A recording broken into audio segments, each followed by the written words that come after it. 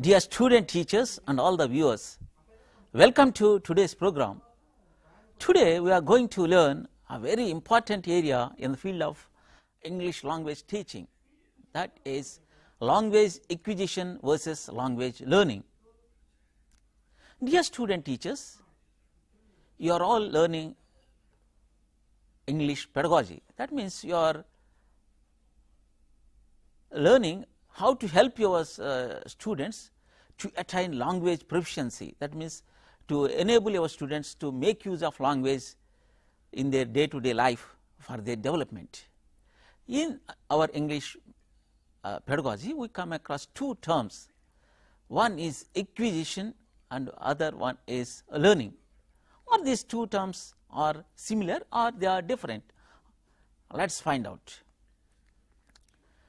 There is an important distinction made by linguists between language acquisition and language learning. In order to understand the difference between language acquisition and language learning, we should study these people. See here, she is Rani, she is a sales girl. She sells toys and shells to foreigners. Her native place is Panjim, Goa. She sells toys and shells to foreigners.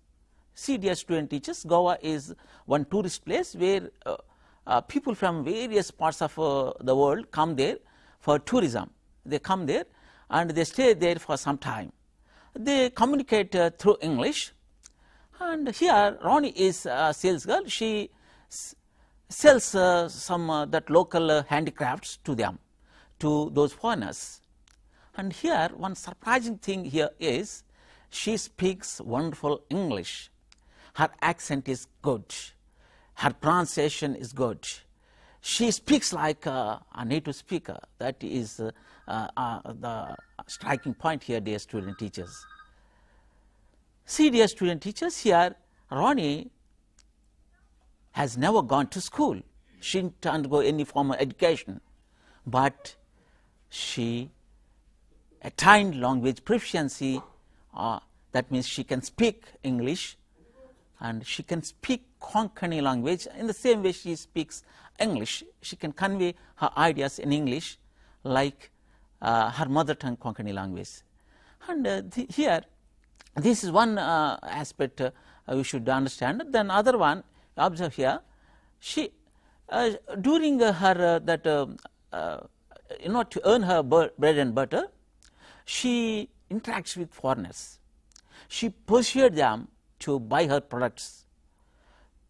During this process, non-consciously, she acquired that language. She acquired a language, and it happened because of her that informal conversation with the native speakers. Then observe here, she is Sushila, is a very meritorious girl. Her marks cards show more than 80% marks in her English subject, but she can't speak English. This is very unfortunate thing that she can't speak English. She can she can perform well in the examinations.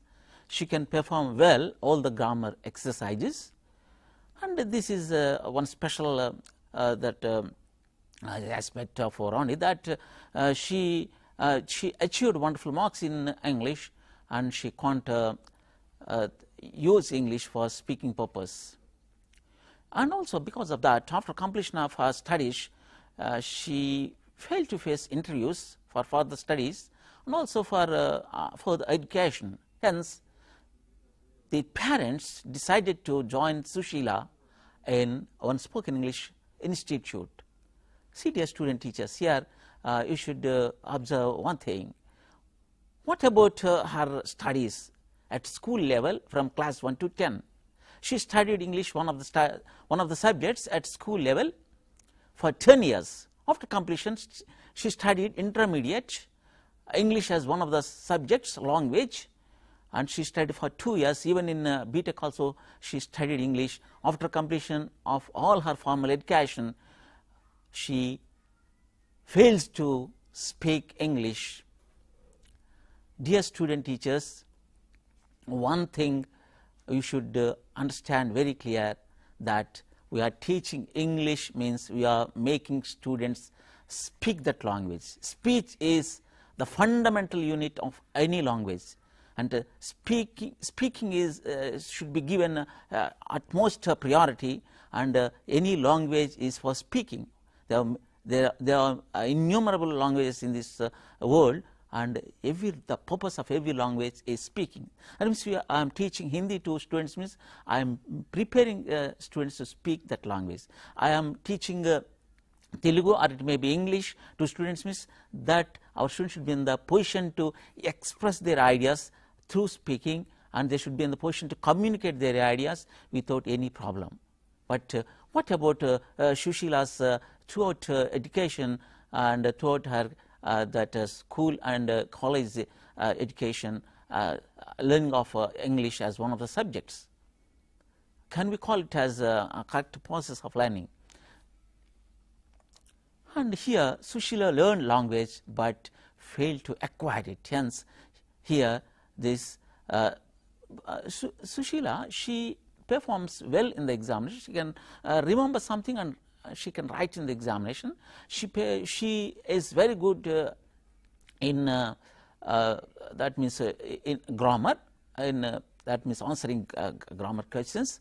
And also one other thing you can notice here, Sushila can find faults when others are speaking, and she can identify mistakes, but she can't speak English.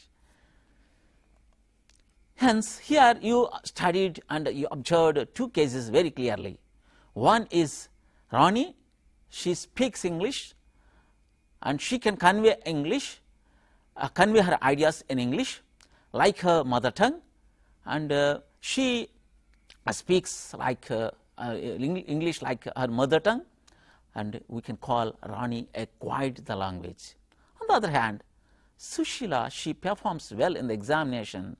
She has a wonderful grammar background, but she fails to learn, fails to speak English, that we may call Sushila learned the language. Hence, what is very important, you can understand as student teachers, one should acquire the language. That acquisition is very, very important, dear student teachers. And there is an important distinction made by linguists between language acquisition and language learning. Children acquire language through a subconscious process during which they are unaware of grammatical rules.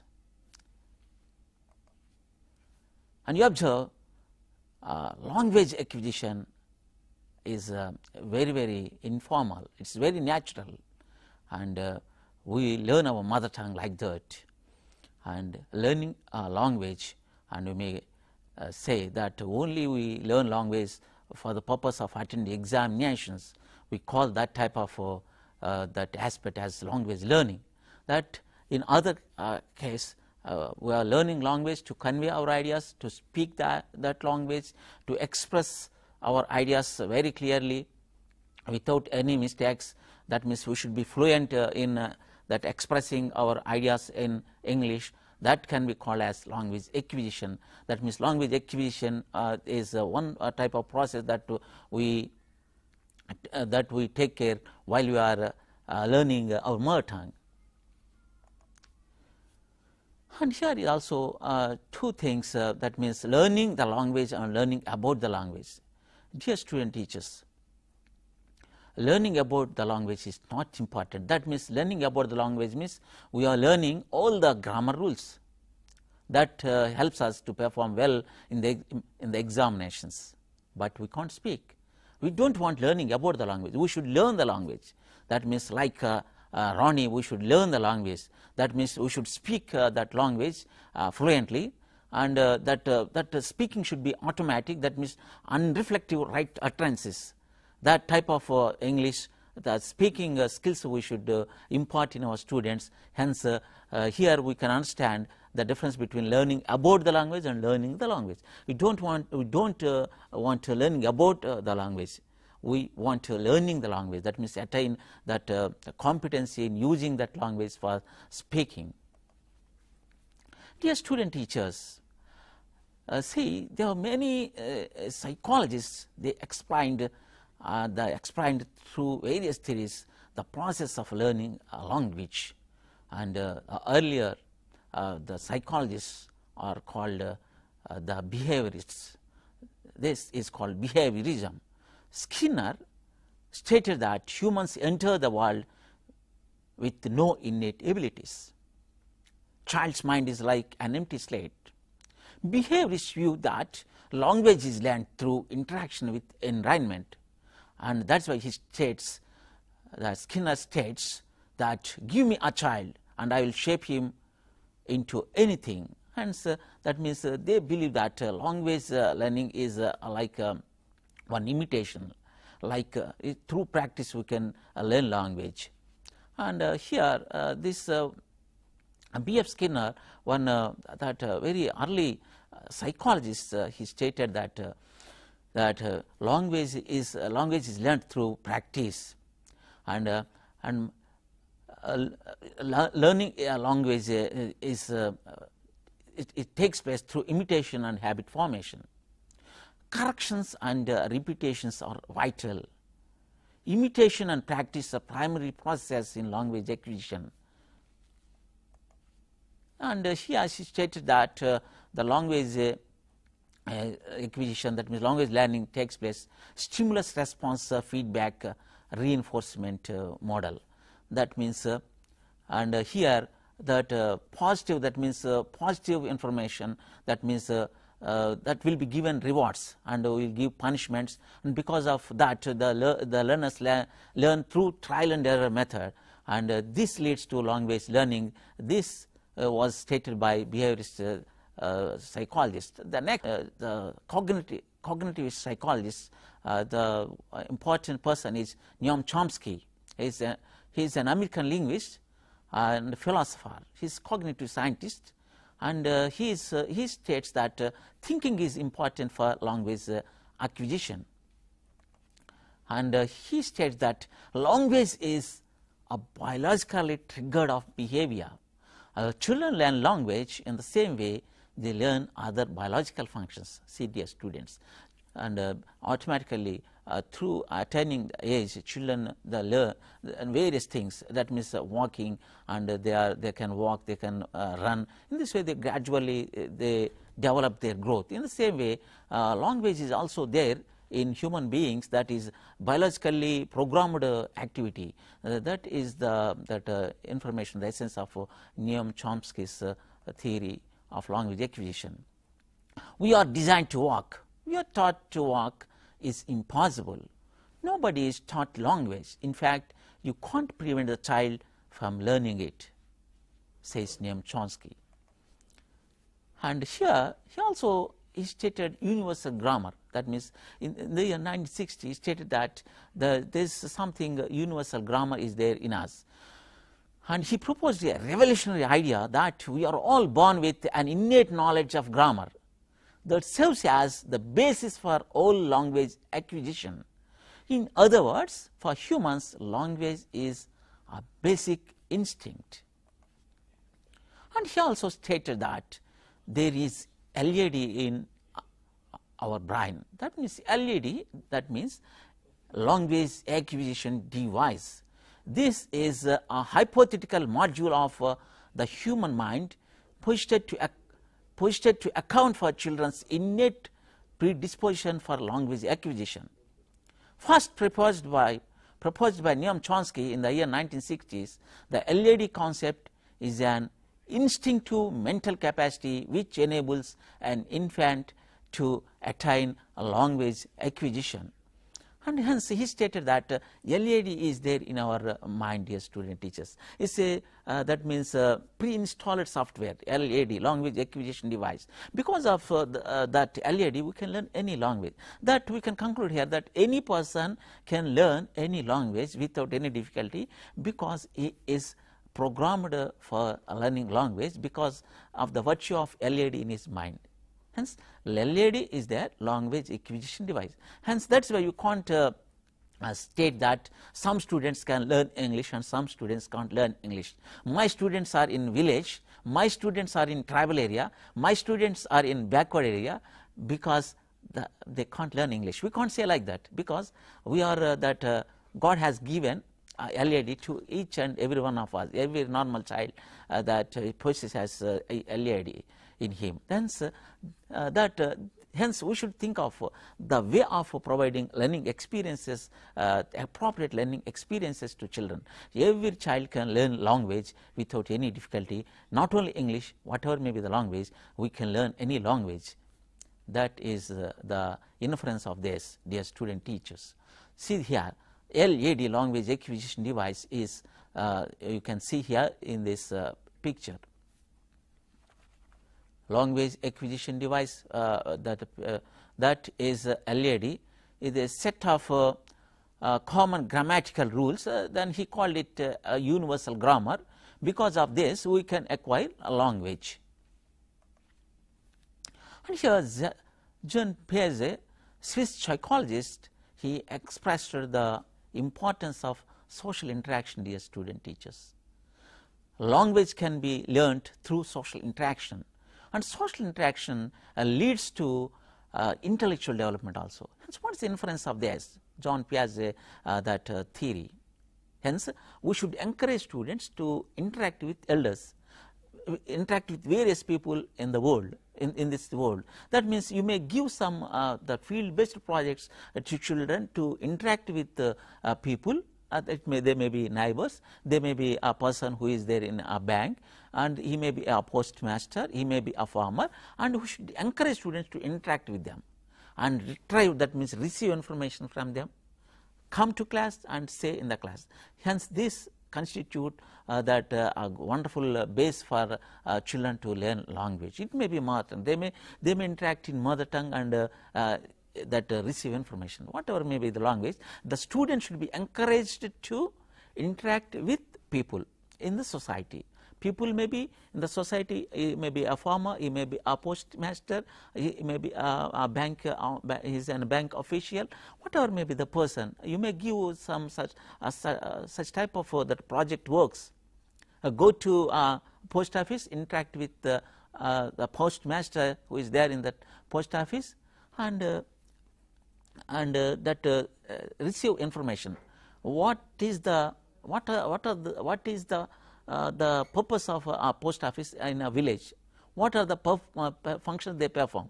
Let our students receive information. Come to class and say in the class.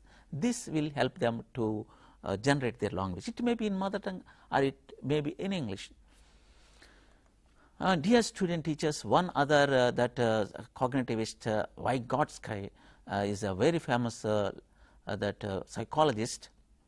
Children construct their knowledge. Development can't be separated from its social context. Prior conceptions and new concepts are interwoven. Language plays a central role in mental development. These are the information concepts given by Vygotsky, and he states that new knowledge should be linked with the old knowledge, and children can construct their knowledge. Hence, language, that means language is very important for the development of for cognitive development. That means for mental development, language development is very, very important. And he states a very important theory, that means zone of proximal development. That means he states that every child has his current understanding, he has current knowledge. Some knowledge he knows well, but there will be some knowledge out of reach of the child. See, dear student teachers, you can understand with the help of this picture the zone of proximal development put forth by Vygotsky. Vygotsky explained the zone of proximal development. According to him, every child has some understanding, that means current understanding, that current knowledge. Every child, that means he may have some knowledge beyond his limit. He has some knowledge he can't understand.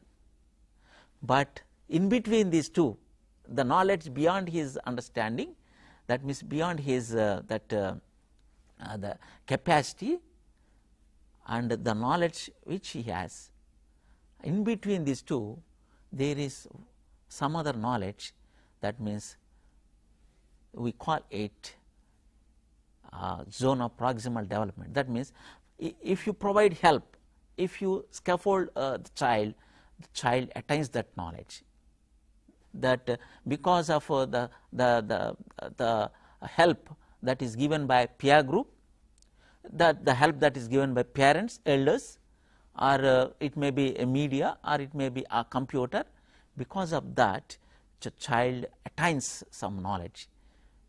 This knowledge is called zone of proximal development of that child.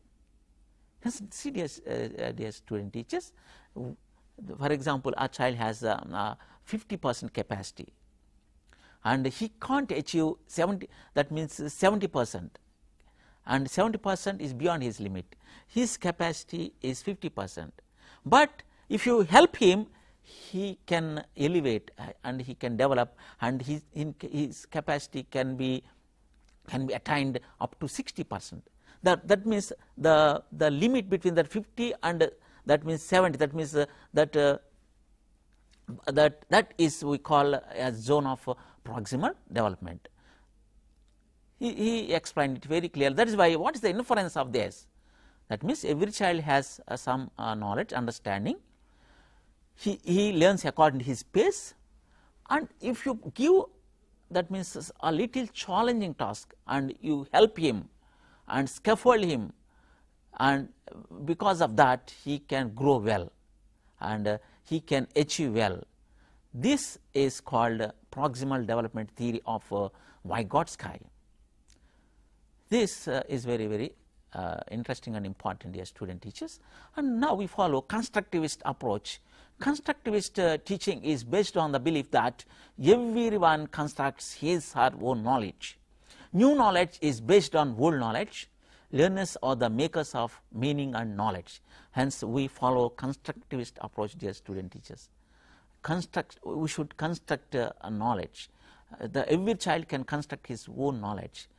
Hence, we facilitate a child to construct his knowledge. This is the main belief of this approach. Based on this approach, we have our textbooks, and we use this type of approach in our classrooms.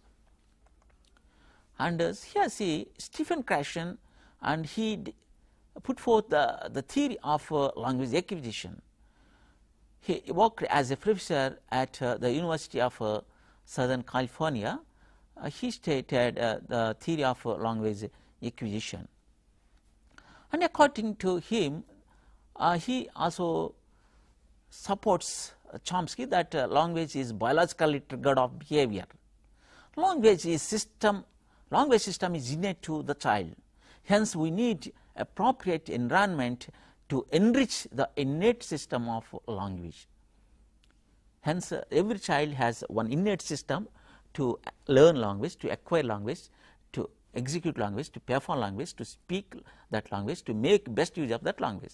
What's very important thing, we facilitate him, you provide appropriate environment, you provide that means you provide that environment according to his age, interest, mental level, capacities of the child. Automatically child can improve and he acquires that language. And according to Krashen, there are two independent systems of second language performance: the acquired system and the learned system. The acquired system or the acquisition is the product of a subconscious process very similar to the process of children that undergo when they acquire their first language. And this is one thing, the acquisition learning hypothesis.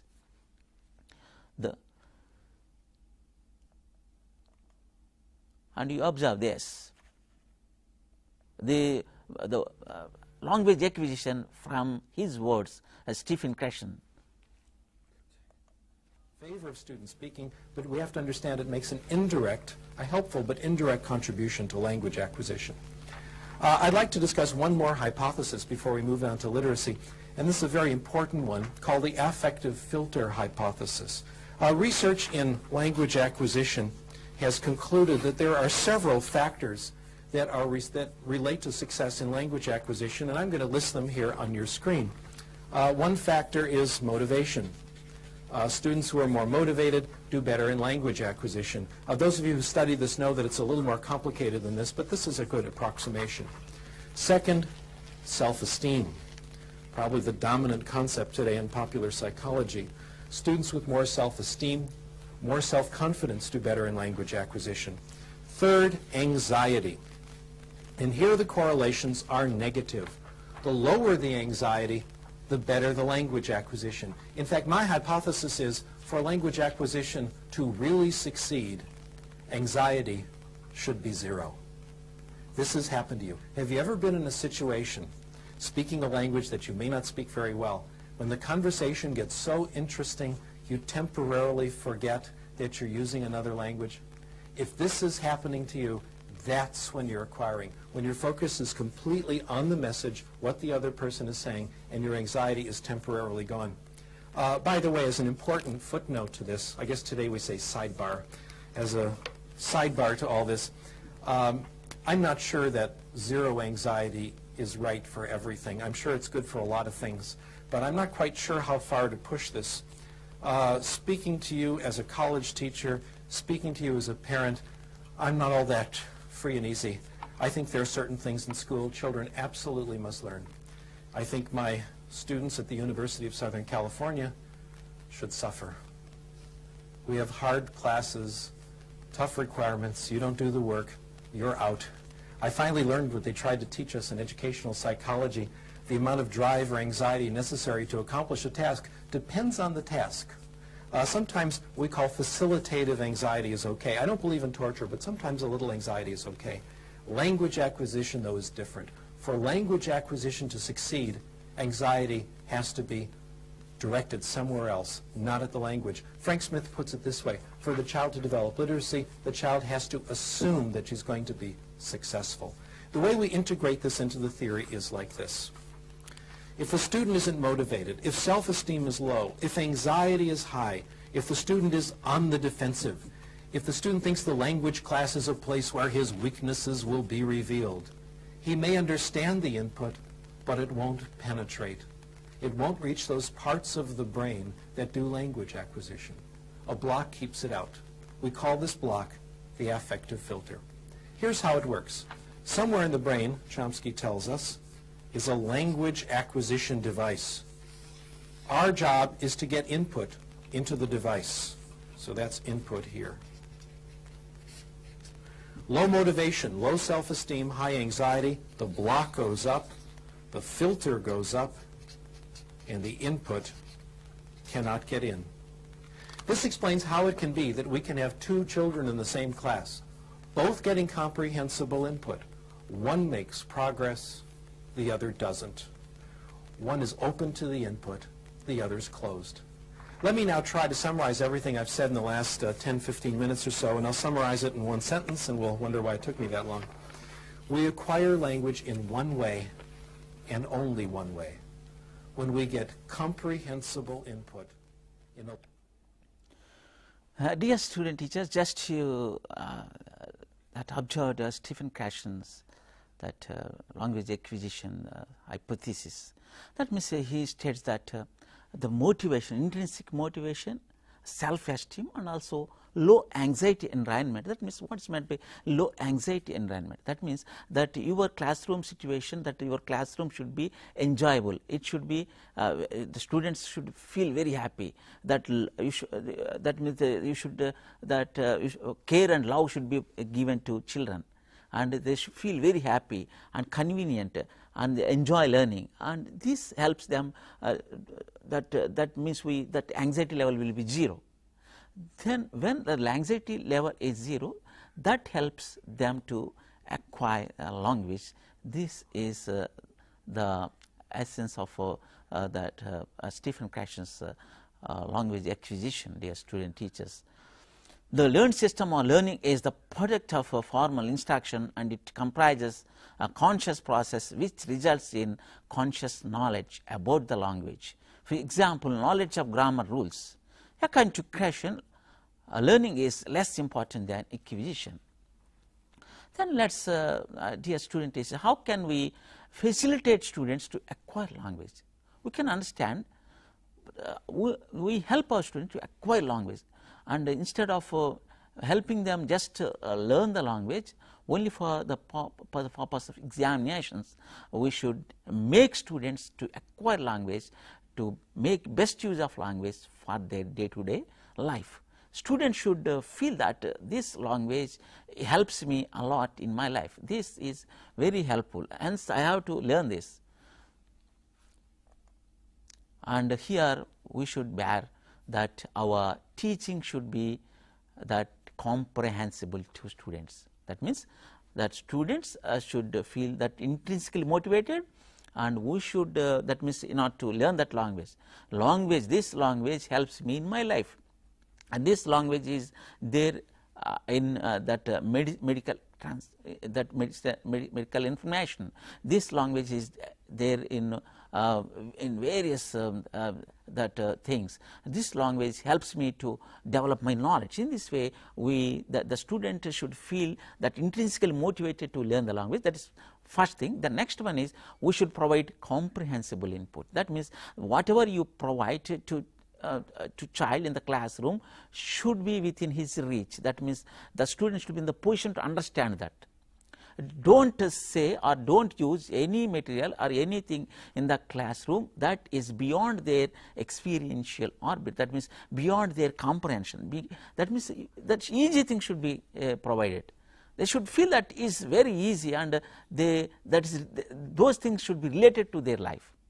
See, for example, a recipe. How to prepare a cup of tea. Explain it in the classroom. Let our students come and explain that.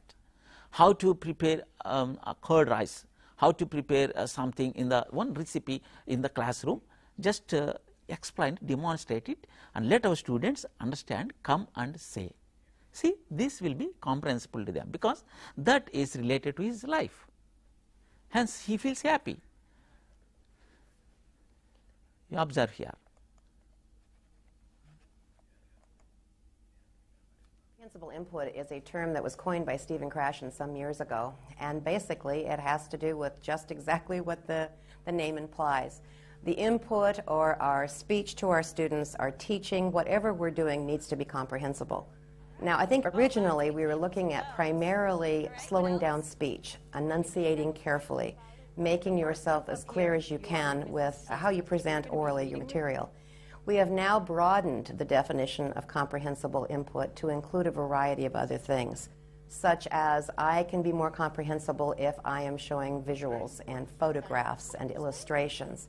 These can be things that students are looking up on the internet in order to support their understandings. They can be anything that the teacher brings in to illustrate a point. Certainly the use of textbooks and how they're laid out, how they're organized, has to do with comprehensibility. If a book is too cluttered and has too much information and too many charts and graphs and pictures on a page, it's not comprehensible. So the teacher will then need to do something to help the youngsters be able to navigate through that text. If a text has no support materials, no words are highlighted or bolded or explanations are not clear, once again the teacher needs to take note of that and help the students understand what is there. Graphic organizers are used widely in classrooms. They can certainly help English learners to structure the complex information that they are learning. One thing that I like to encourage teachers to do is to fill one of the graphic organizers in partially for students to use. The key topics may be included in the graphic organizer so that the students have an opportunity to complete the rest of the graphic organizer on their own. In the secondary grades, teachers can use study guides, and for the English learners, some of the topics could be filled in ahead of time. Other ways that we can make those content concepts clear is by paraphrasing frequently when I'm giving information. I may certainly keep my lectures to a minimum for English learners, but sometimes you do need to provide information orally to students. So if I can present this information in more than one way, it gives the students an opportunity to hear it in more than one way. We can also do a lot of sharing with students. I like to have kids do activities in which one will be perhaps reading a short passage to the other then paraphrases back or tries to repeat the information back as best as he or she can. This is not only helping to make the content more clear, but it also gives them an opportunity to use English. And if they're not using English, they will not learn English. Dear student teachers, this is about your comprehensible inputs, and here the essence here is see that everything that you provide to child is very easy and he can understand it.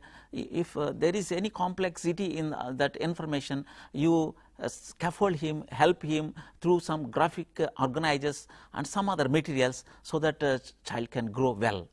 And here one important area here, Brunner argues parents provide their children a language acquisition support system or LASS. Let us learn about this, dear student teachers, especially DEL student teachers, and you are going to deal with very small kids, those who are in the age of 5+. Here you should behave like a parent while you are teaching English to them. You attain the role of a mother in the classroom in order to teach English proficiency in the students. Here you let us understand in this context, Brunner in the year 1983 argues parents provide their children a language acquisition support system or LASS. And LASS stands for Language Acquisition Supporting System. The LASS is a collection of strategies that parents employ to facilitate their children's acquisition of language. One of these strategies is scaffolding, the deliberate use of language at a level that is slightly beyond what children can comprehend. With parental support, scaffolding leads the child to acquire complex language more quickly than they might on their own. Another strategy is called infant directed speech or mother say. See, dear student teachers, how mother interacts with its baby is very important. You should interact with kids in the same way in the classroom, especially when they are very young. You should attain the role of mother, and we should use language how mother uses language while she is interacting with her baby. We call this mother's language, mother interaction with the kid, with the baby is called mother say. When using infant directed speech, parents speak in a higher pitch, stress important words and talk more slowly to their infants. See, same in the case of a mother tongue also, dear student teachers. Observe how mothers speak with their babies, implement it in the classroom. Very young infants show clear preference for child directed, for infant directed speech or child directed speech. They like that speech. It gets an infant's attention, increases the chances of their understanding the message. Just you observe this, dear student teachers. When we use infant-directed speech, we tend to use a higher pitch with elongated vowel sounds and exaggerated rhythms. This helps the infant hear the sounds easily so that they can learn language. Let's demonstrate. Hi, baby. Hi, baby. Hi, baby. I see the duck. You have a duck on your shirt. I see blocks. You have blocks on your shirt. Okay, dear student teachers, just you observed that mothers say are infant directed speech. Hence, you may use it. You may provide this type of experiences to your children in your classrooms, that in order to help them to acquire a language. Then what other things we should bear in mind while we are helping our students to that acquire language? And here you observe one other thing: static versus dynamic texts. We use textbooks, and instead of that, means along with textbooks, we should use curricular statements. That means we use textbook in the classroom. Textbook is one of the tools in the hands of the teacher. Along with these textbooks, a language teacher should access various other materials that are available in outside the classroom also. He can access videos that are available. He can access some story books for kids. He can access papers. He can access advertisements. He can access notices, posters. He can access various things, various authentic materials. One day he may bring one bank form and help a child to fill that form. One day he may bring what we call withdrawal form in the classroom. One day he may bring one railway reservation form, and he may explain with the help of his mobile phone how to send that SMS and MMS to friends, and explain what is meant by a message. And all those things are very, very interesting, and also they are very near to the life of the students, dear student teachers. And you may bring one recipe, that means Bonavita, that in the classroom, and let our students understand how to prepare a cup of Bonavita. And class 1 student, he may write the name of on in his notebook, according to his age, according to interest, according to mental level, according to the needs, according to the requirements. According to by keeping all these in view, teacher should make best use of various resources that are available in the classroom to help students to acquire that language. That we call, in that way, you scaffold a language. Hence, today we call our role is a facilitator. We are not our role is a co-learner, a facilitator in the classroom. Help students acquire a language. These things we should bear in mind, dear student teachers. And here, while we are teaching also vocabulary, for example, you teach need-based vocabulary to students, and you teach that words are important. Words are called vocabulary. You teach need-based vocabulary to students, and you may use concept mapping also while you are teaching vocabulary words to students, dear student teachers. And in this way you provide vocabulary and all the related words at a time. And here need-based vocabulary, the squirrel is in the experiential orbit of the kid, and that echidna, that which is not there in his area and is not there even in his country, child can't understand it. Hence, we, according to his needs only, we should provide vocabulary to students, dear student teachers. Dear student teachers, today we discussed the various ways of providing wonderful scaffolding to students to acquire a language, and we also learnt what is the difference between learning a language and acquiring a language.